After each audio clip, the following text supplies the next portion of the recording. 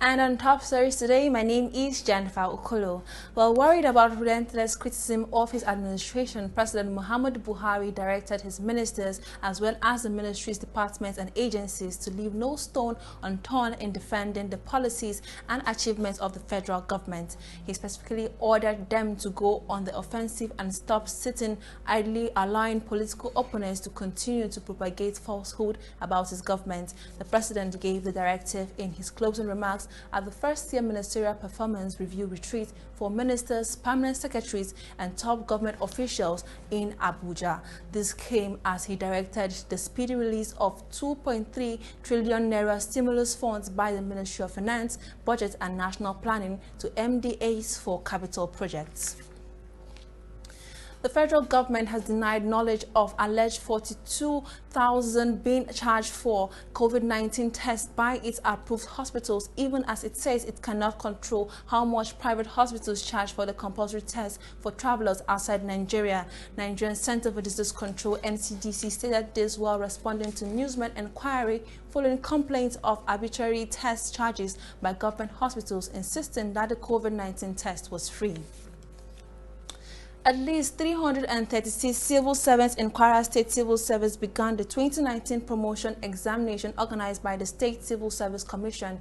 The chairman of the commission, Habibat Yusuf, who disclosed this, stated that the officers progressing to grades level 7 and 8 in the State Civil Service wrote the examination, adding that 336 candidates in Group E participated. She said the commission strictly adhered to COVID-19 protocols, which include fumigation of halls and environment, checking of temperature, the use of face masks and social distancing, which were all supervised by a COVID-19 team from the Ministry of Health. Yusuf also pointed out that the examinations would run throughout the week, including Saturday, and wished all the affected civil servants success in their examinations.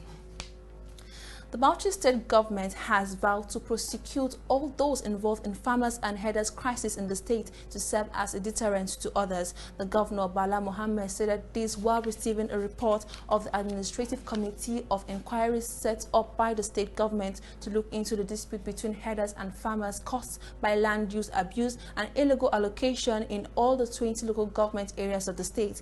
He said the government would establish an implementation committee that would re-establish cattle roads and acquire lands that had been illegally taken away by some stakeholders in the states.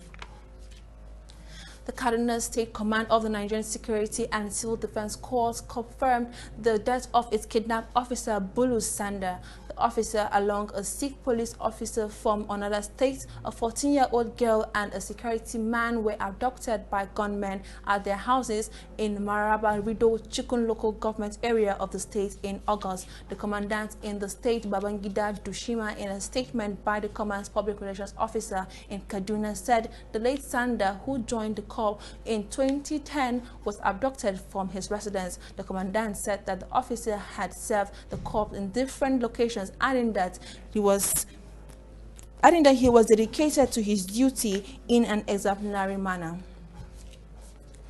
Now, the Kano State House of Assembly has passed the Emirate Council Amendment Bill 2020, which made the Emir of Kano, Alhaji Aminu Ado Bayero, the permanent chairman of the council. The House, presided over by Speaker Abdulaziz Gafasa, adopted the amendment during its plenary. Last year, the Assembly approved the creation of 4 new Emirate councils, which brought the number of first-class emirs in the state to 5.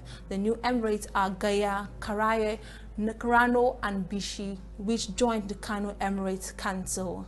And that's all on Top Stories. Thank you for watching.